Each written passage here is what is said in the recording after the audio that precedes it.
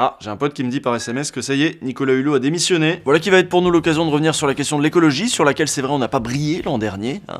C'est parce qu'on trouve pas ça passionnant. Si on me donne le choix entre faire un pique-nique bio sur la plage et aller faire du jet ski dans la crique quitte à tout polluer, il y a peu de chances que je choisisse d'étaler du 7 ans sur du pain tout sec. Mais le souci c'est qu'il n'y a pas d'équivalent bio du jet ski. Moi cet été j'ai chassé le bouquetin en Suisse avec des cartouches explosives, et j'ai beau chercher mais je trouve pas d'équivalent aussi fun mais écolo. Voilà, c'est pour ça qu'on parle pas trop d'écologie aussi, on n'est pas des pros. J'étais en 4x4 diesel dans la vallée, je crois que j'ai shooté un loup aussi. Eh les chasseurs, premiers écologistes de France mon gars.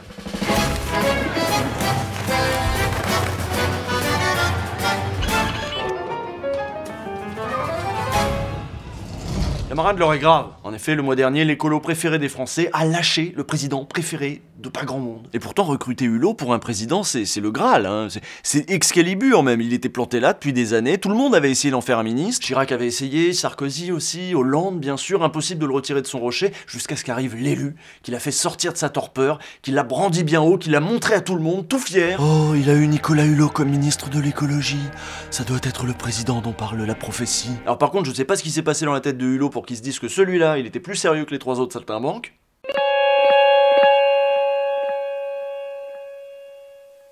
Je dis quand même qu'il y a 2 problèmes lourds avec Emmanuel Macron. Le premier problème pour moi écologiste, c'est qu'il ne parle pas d'écologie.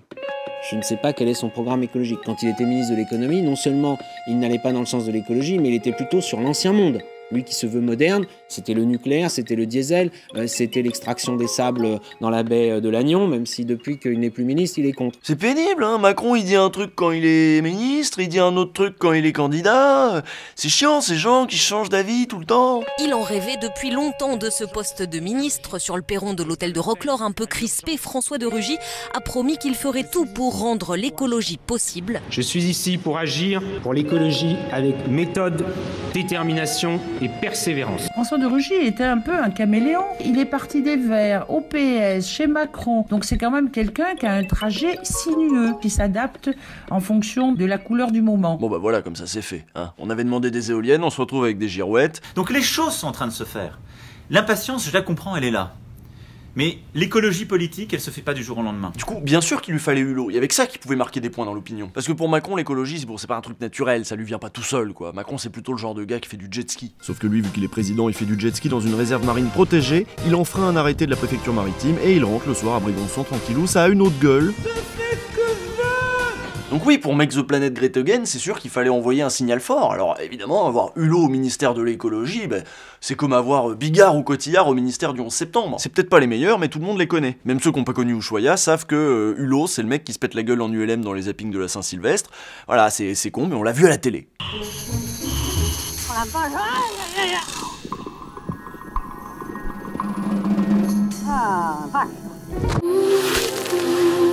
Ça se trouve, on est passé à ça de Michel Simès à la santé, Pascal Legrandfrère à l'éducation nationale, Stéphane Bern à la préservation du patrimoine. Alors justement... Donc puisqu'on a des raisons a priori de douter de la sincérité de l'engagement écolo de Macron, il est sans doute temps de dresser un premier bilan de son action, un sujet signé Lorraine Champagne.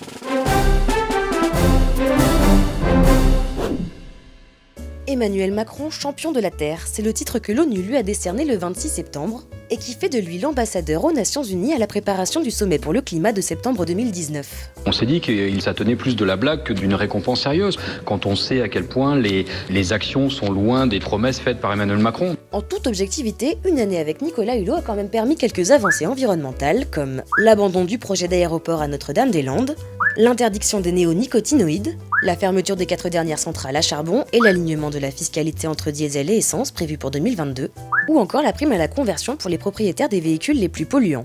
Côté symbole, il y a aussi l'inscription de la préservation de l'environnement et de la lutte contre le changement climatique à l'article 1er de la Constitution, inscription qui a été suspendue en juillet dernier, en même temps que l'examen de la révision constitutionnelle. Mais l'année de Nicolas Hulot, c'est aussi une série de renoncements et concessions, comme l'entrée en vigueur à titre provisoire du CETA entre l'Union européenne et le Canada, ou l'échec de l'interdiction du glyphosate sous 3 ans, ou le fait que la diminution du nucléaire de 50% en France ne surviendra pas en 2025 mais plutôt en 2030 ou 2035, ou l'abandon du projet de loi pour une vidéosurveillance dans les abattoirs, ou encore et finalement la baisse du prix du permis de chasse. Avec le départ fracassant de Nicolas Hulot, les actions du gouvernement en matière d'écologie prennent de plus en plus des airs de symboles teintés de greenwashing, bien loin de la priorité espérée par le ministre. Alors figurez-vous qu'il se passe un truc étonnant, les gens s'intéressent pour de vrai à l'écologie, hein, ils sont là, ils s'indignent, ils se mobilisent, ils s'organisent. Bon, pour l'instant ils partagent surtout des trucs sur Facebook, mais justement, Lorraine nous a dégoté depuis Paris un invité, Vincent Verza de la chaîne Partager c'est sympa. Lorraine, est-ce que tu m'entends? Oui, tout à fait Usul, j'ai organisé un duplex avec Vincent Verza parce que justement, il met les gens en mouvement sur les questions écolo. Vincent, tu m'entends? Oui. Alors première question Vincent, le 8 septembre dernier, tu as organisé une manifestation à Lyon, tu as fait le siège de l'hôtel de ville avec plusieurs milliers de personnes. Est-ce que... Vincent, tu m'entends? Attends, mais je dois parler à qui là en fait? C'est la place de la Croix-Rousse derrière toi? Non, parce que si t'es à Lyon, c'est super con de faire un duplex qui passe par Paris. Vous êtes pas très organisé, hein? Bon, j'arrive. Les préoccupations écolos sont loin d'être marginales dans l'opinion publique. Les questions d'alimentation, de droits des animaux, d'agriculture, d'environnement et de santé publique sont en train de faire tache d'huile. Et si les politiques ne s'emparent pas de ces problèmes, il y a fort à parier que beaucoup se jetteront dans les bras des premiers gourous technophobes ou spiritualistes venus qui sauront poser des mots sur les angoisses des gens et qui sauront les rassurer avec des gris-gris ou avec des fables à la con à base de colibris. Mais ce que Rabi ne dit pas, c'est que selon la légende amérindienne, à la fin, le colibri meurt d'épuisement, sans réussir à éteindre l'incendie. Et donc, je pense qu'il faut vraiment prendre en considération la légende amérindienne dans son ensemble et voir que, individuellement, inéluctablement, les colibris mourront d'épuisement. Alors, je suis avec Vincent Verza. Bonjour Vincent. Alors, première question, est-ce que toi, tu fais pipi sous la douche?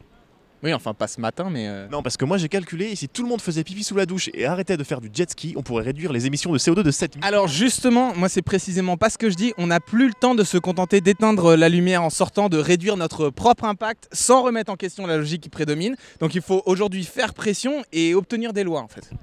Mais c'est complètement con, on va pas faire une loi pour obliger les gens à faire pipi sous la douche. Comme l'ont brillamment montré Élise Lucet et ses équipes dans le dernier numéro de Cache Investigation, culpabiliser les individus, c'est la stratégie des industriels et de leurs lobbies depuis des décennies. D'accord, donc en gros, c'est les gens qui sont irresponsables, qui sont les pollueurs, mais c'est jamais les industriels qui fabriquent les objets. C'est ce que vous êtes en train de me dire? Ah, oui. D'accord. Oui. Pour vous, il n'y a aucune responsabilité des industriels non. dans la pollution? Non. Mon train est là. Le 19 septembre dernier, le site Euractiv révélait un mémo interne de Business France, le lobby patronal dirigé par ce bon vieux Gattaz. Ce mémo y distillait les éléments de langage à adopter pour faire en sorte que les objectifs climatiques ne finissent pas par se transformer en loi contraignante pour les industriels. Il y est conseillé de s'opposer à une nouvelle hausse des ambitions en utilisant les arguments habituels. Il faut donc dire qu'on ne peut rien faire en Europe tant que les autres pays ne font rien, donc autant ne rien faire. Si le sujet devient pressant, les patrons comptent gagner du temps en demandant toujours plus d'études d'impact. Et par contre, le mémo précise aussi qu'il est bon de se montrer bienveillant sur les déclarations d'intention écolo qui n'impliqueraient aucune mesure concrète, ça ne mange pas de pain. Et donc, pendant que nous, on est bêtement volontaires pour aller ramasser leurs déchets sur les plages, ces industriels, eux, ils agissent là où ça compte vraiment, c'est-à-dire dans le champ politique. À Bruxelles, par exemple, on comptait en 2017 11 000 lobbyistes enregistrés pour 750 députés européens seulement.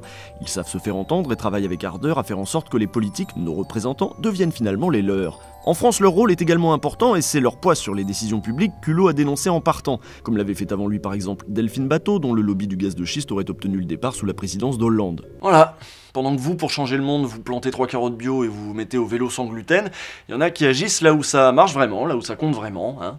Bon, au moins vous, vous pouvez du coup maintenant faire des leçons à tout le monde, ça c'est sympa. Le lundi, on fait son dentifrice en poudre, fait maison, ça prend 2 minutes.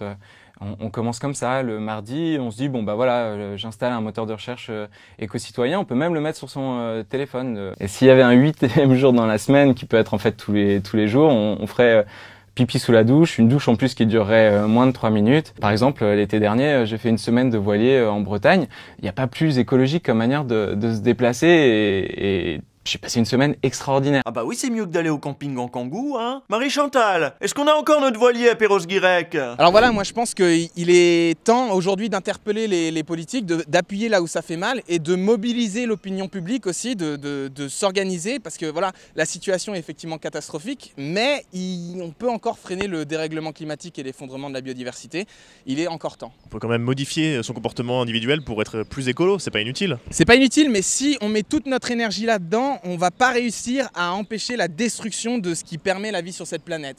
Aujourd'hui, je pense qu'il faut la jouer collectif, il faut qu'on s'organise, il faut qu'on fasse comprendre à nos politiques que ce sont nos représentants à nous. Alors voilà, si on est en train de lutter contre les lobbies, on n'a pas l'argent des industriels, mais on a la force du nombre.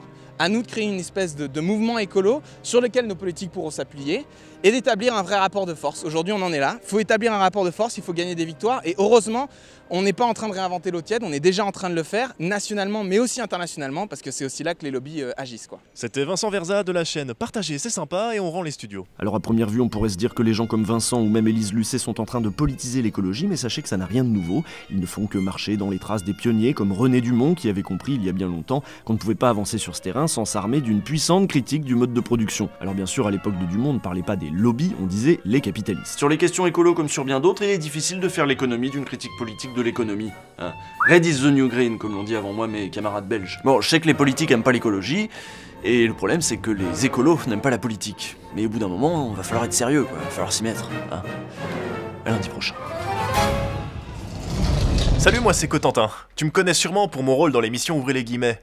Je sais pas si t'as remarqué, mais il se fait de plus en plus chaud. Les animaux meurent, les espèces disparaissent, on retrouve de plus en plus de sacs en plastique sur nos plages bretonnes.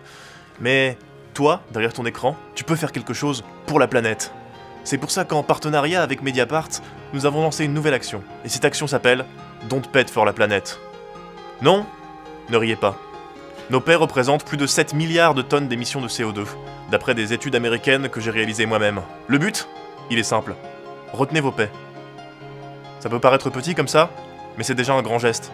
Don't Pet for la planète, c'est une action qui se déroulera le 4 octobre à 19h. De 19h à 22h, je veux que vous reteniez tous vos pets. Cette action se tiendra pendant le live de Mediapart de mercredi. Eh oui. Regardez bien les journalistes de Mediapart, regardez leur visage, et vous verrez à quel point ils sont motivés pour cette action. Ils ne pèteront pas. En son temps, Nicolas Hulot avait dénoncé la politique des petits pas. Aujourd'hui, il est temps. Il est temps de dénoncer les petits paix.